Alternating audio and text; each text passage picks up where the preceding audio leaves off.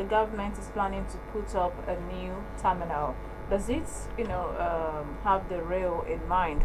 Is it for the rail as well as the other part of transportation? Are they also in this plan that is happening at Holy Ghost? Exactly.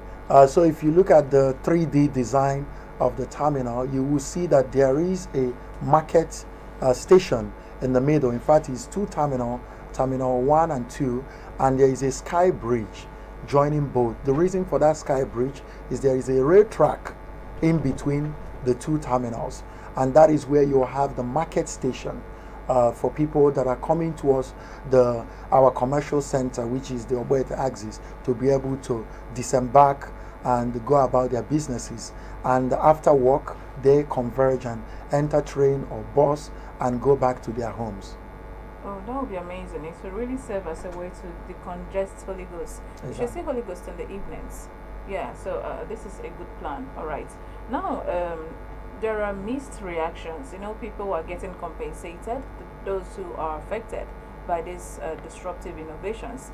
The people who are getting affected, they are, some of them are hoping to stay back.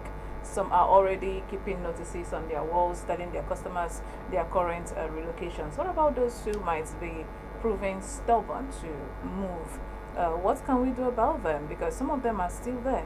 Some of them are really not moving.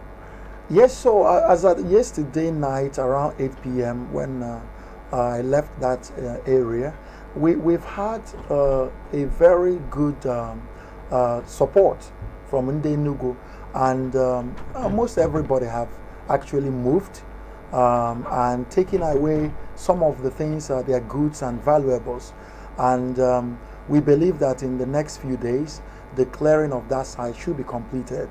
So compensation, of course, is ongoing for the people that provide the account, and we have good compliance from Enugu, which is very good. In fact, they are praising the governor. I saw on social media a few days ago, people mentioned that this is the first time you've done even a small clearing or demolition project, let alone something of that scale. Yes. And there are no casualties, people are not demonstrating, and people are in support because it doesn't have any personal interest angle to it.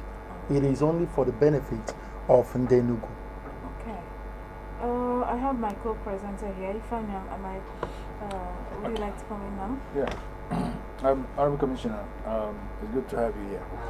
And I want to take you back to what you just said, and I look at it from the angle that Enugu is having a renewed phase, and that renewal is not going to just come from one angle.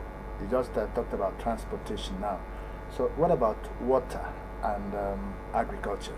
So I know that he has gone into revitalization of some ailing industries. So, and we just talked about UPPL, which one of the gurus in agriculture here, Professor George Mwangu, got involved in as a co-partner. Fine. What is the government doing more? I know you are not the Commissioner for Water Resources or Commissioner for Agriculture, but I know that issues like this are brought on your table at the government house when you go for executive council meetings. So what is the government going to do about water, going to do about agriculture? Because when these terminals are here, so people will now begin to come from their various villages, bringing their palm produce to the township, to the city markets and all that. Water will also still be needed in doing all these works. So what is the government doing about these two sectors? Yeah, thank you. As mentioned, of course, I'm not the Commissioner for Water Resources or the Commissioner for Agriculture, but we are all part of the administration, supporting the vision of the governor with the mandate of the people of Enugu State. The water, of course, is a critical part of the promise that the administration had made to Enugu, and that mandate is fulfilled. We've done the water generation, the power to support it, the pipeline infrastructure, the rehabilitation of the reservoirs. All these things are done. what you have is now secondary reticulation, which is almost completed. And most people in Enugu already have water. And I believe in the next few weeks, everybody should be able to have the running water in their homes in the key urban parts of the state. And of course, the government also has a plan for the rural, for water in the rural areas. In terms of agriculture, you mentioned the UPPL 100 billion naira deal, and that shows you how this government, right, is working behind the scenes. They are calm, it has credibility with investors, it has ability to prepare and package transaction in a way that makes it bankable, which you can only get because of the pedigree of His Excellency. So, and that is not just the only one. There is the work on the SAPZs, all the special agro processing zones, and we have investors that are already coming. There is a lot of site clearing going on in some of these special agro processing zones, the inspection center, the agro inspection center, etc. So the work in agriculture is going on because it can create a lot of jobs.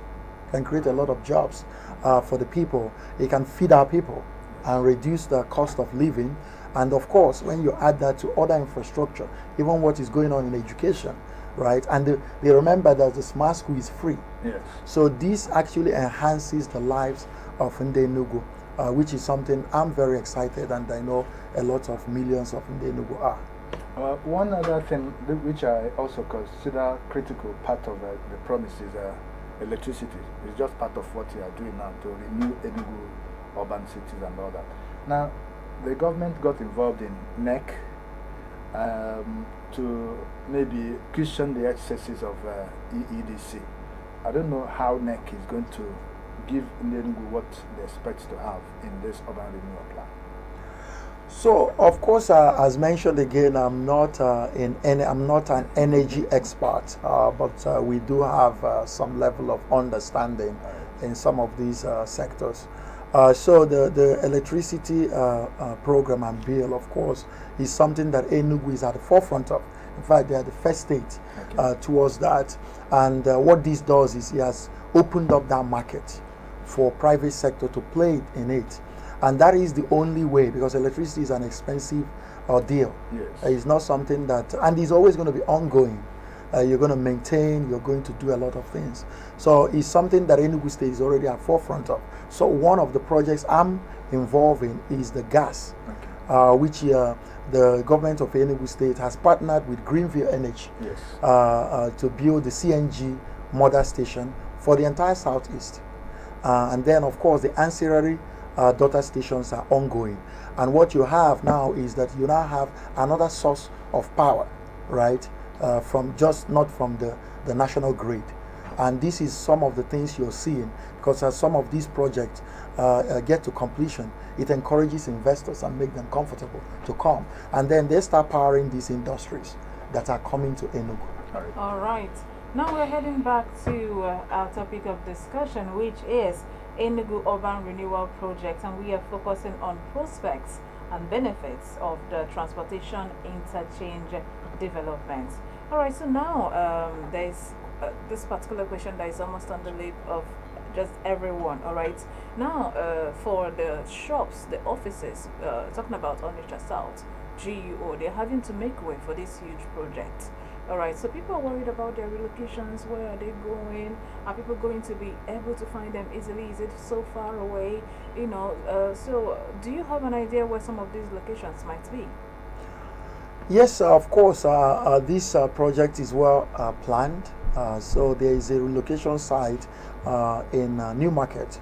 Recall that under His Excellency Barrister Sullivan Chima's administration, that they had proposed for a terminal to be built in Newmarket.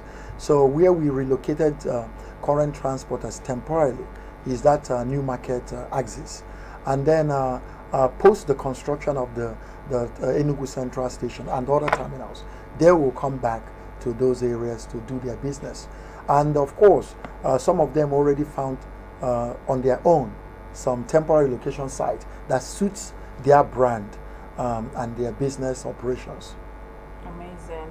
All right, there are reports that this project, as huge as it is, will be completed in just 12 months. Do you see that's happening? Yes, of course. Part of project is basically making sure you have a work plan that is properly scrutinized, and the governor has been on this work plan, working with all the construction companies and everybody that is involved, and yes, with also the resources that His Excellency has made available for this project because of the sensitivity and the critical nature of it. We believe that in that timeline, the government should be able to deliver that democratic dividend to the 7 million in the Enugu. Amazing. All right, in 12 months' time, we expect that this project will be up and running. But what do you ultimately feel for a fact that this project would be able to, do at its completion? So what we expect, of course, one is that it will drive efficiency for the people of Enugu in terms of transportation. It's going to reduce cost for the people. It's going to be able to allow that our downtown and commercial nerve center of the state to function properly, which will also increase earnings and business activities for the businesses that are located around that area. We believe that it will be a landmark not just in Southeast but in Nigeria of what a modern transportation could be.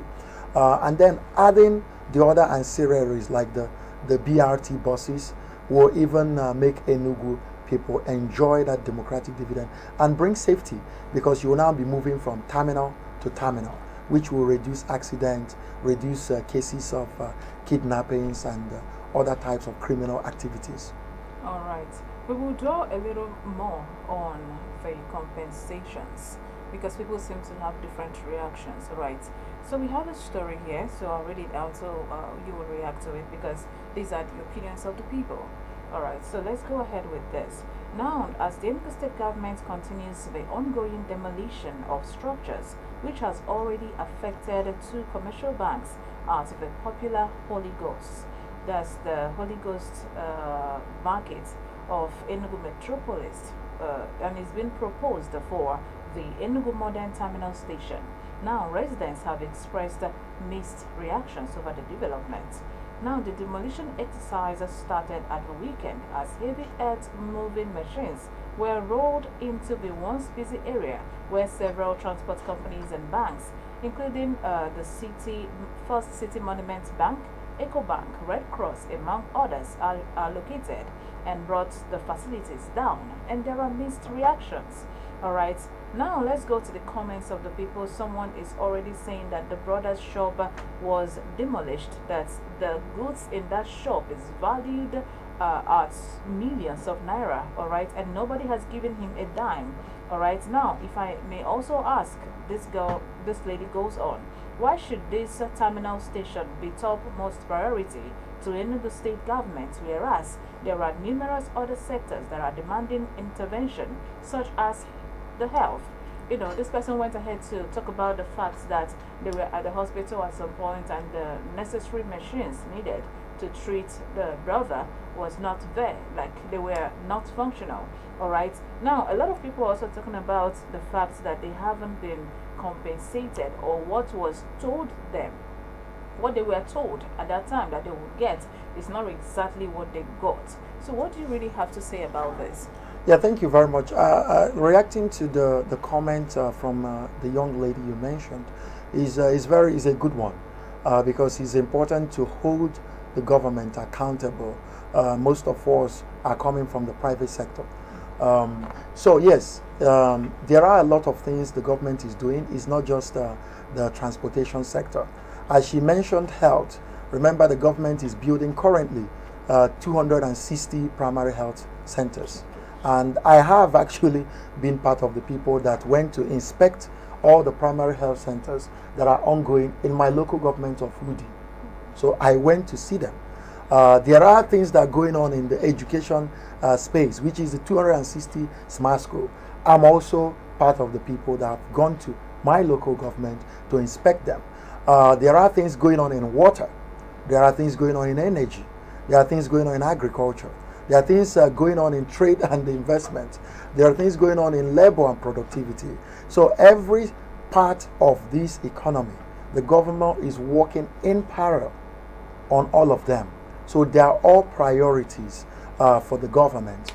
And when they talked about the compensation, recall that the land in question does not belong to Enugu State. Most of it is Nigerian Railway Corporation land. So the relationship is between the Nigerian Railway under Federal Ministry of Transportation and Enugu State government when it comes to compensation. So it's Nigerian Railway that tells the government who is their tenant and what is due to them for compensation, right? Remember that some of the tenants have sublet or subleased to different tenants. Railway does not recognize those people. And in terms of damages that was mentioned, recall that notices were given more than 7 months ago, since 13th of October. And we constantly are coming there. In fact, even the week before the clearing, there was campaign on media, on every angle. In fact, I was at this station talking about it. We've also shared flyers days before the demolition. But I'm actually amazed the way that people work. I've learned a lot throughout this process. I cannot believe that somebody will see that the building before theirs is being demolished, and for some reason they will still refuse to leave or remove their goods. It almost seems that there is some of it are emotional blackmail. They want to actually have reason to complain. So, which is very difficult. As we are clearing site, you see people trying to root other people's goods, even with the level of security we have there, right? And it's not that easy having to manage all these different things. So people were looting other people's goods. Yes. So some of them are like rods, of course, but the rods that was used for a construction of a building belongs to the owner of the house. Of course. They should be the one to decide how they want to salvage some of those, right? But part of the challenge is that because people did not want to heed to the appeal from government, everything is now being done at the end of the timeline. So, which of course caused some discomfort to them. But all in all, the work is going well. The people are happy. It's a small temporary pain that we all have to endure, Yes. right? In order to actually get to that place we all want to get to. Our tomorrow is here, and this is how it works. Yeah. All right. This is Good Morning Coal City here on Sunrise FM 96.1. All right. Oh, it's ESBS Enugu. We are actually on TV. All right. And we've been talking to the Commissioner for Transport, Obi Ozor. All right. And I'm sure you've been enjoying what he's been telling us. The final question I'll be asking him is going to have a bogus answer because I'm sure the figures are large. Now, people are wondering, who knows how Holy Ghost is going to look after this project? I mean, I can't wait to see it. All right. So we're wondering, how much did the state government set aside for this particular project? You know, people are like, this is our money, it's our tax, we deserve to know. So we want to know so that we can at least hold him accountable. Yeah. Of course, transparency and accountability is a key part of this administration's core philosophies. And I know that the governor at every quarter addresses Enugu, who gave him mandate. And I believe that by the end of this Q2, or whenever he addresses the people, he will give account of his stewardship. All right. Finally, I have like lots of questions to ask him, but you know that I had to drag the commissioner out of his engagement, so he has to go back to where he came from. So our interview today will not be getting to 11 o'clock like it is every other time when we have matters on the moment on TV. All right. But I want to get your advice for the people who are yet to relocate. the people who are relocating, how they can make it easier for people to, settle in. It's a new place. It's like, you travel, every time you have to go to Lagos this time around, what can be done to make it easier for them, those relocating, those who are getting, the services from the people who are relocating? What we are going to do is work together with all the affected businesses there. And our Ministry of Transport, of course, is the home for this particular initiative. And we will support them in communication, because I believe communication is a key part of this, making sure that their customers know where they are currently operating temporarily, and also support them in any other way they believe that government can be able to be of help, especially in this administration that is really private sector and business focused and friendly. All right. Well, Honorable Commissioner, I think she said the final question, but I think I have to drop this before you go, Sure. if you don't mind. There was a statement made available to journalists about just a few days ago by the Secretary to the Government of Enugu State, when he was talking about activities of illegal persons and getting involved in illegal revenue collections in the state by people posing as state or local government officials or agents. The government, through the secretary, now warned that any state or local government official or their purported agents got in the involvement of this illegal collection of taxes, tolls or rates will be apprehended and subjected to the full wrath of the law. I know that a task force was created also to apprehend those people, these illegal collectors. There was also a time another task force was created to apprehend some MOT staff who were posing to be staff of your ministry. I don't know what happened along the line. Has there been anybody involved in the illegal collection or harassment of motorists arrested and traced to your office? And if there is, what has the ministry done about that? Thank you very much. Of course, that is a critical part of the mandate of the ministry. So 2 weeks ago, we've actually been on this field operation. So 2 weeks ago, we went to Enugu East local government because we were getting a lot of complaints that there are people who wear the yellow shirt of the MOT, Yes. and then they will hold people and take their plate numbers and take them to a certain Igwe's compound or King's Palace, and then ask them to come and pay either 20,000 or 50,000 naira. And that is not activity of the Enugu state government or through the Ministry of Transport. So what we did was our task force actually went out in partnership with police and DSS, and we arrested about 6 of those people who have been actually judged in the mobile court, and they have been the law enforcement and police have been handling that. We also did a sting operation in Enugu North, and we arrested 2 individuals who also actually admitted that they had been part of the people posing and causing mayhem. And in fact, we caught about 6 plate numbers from them as an evidence. And they've asked those people to pay on average of 30,000. Today, Monday, they will actually be tried in the mobile court, and the law will take its full effect.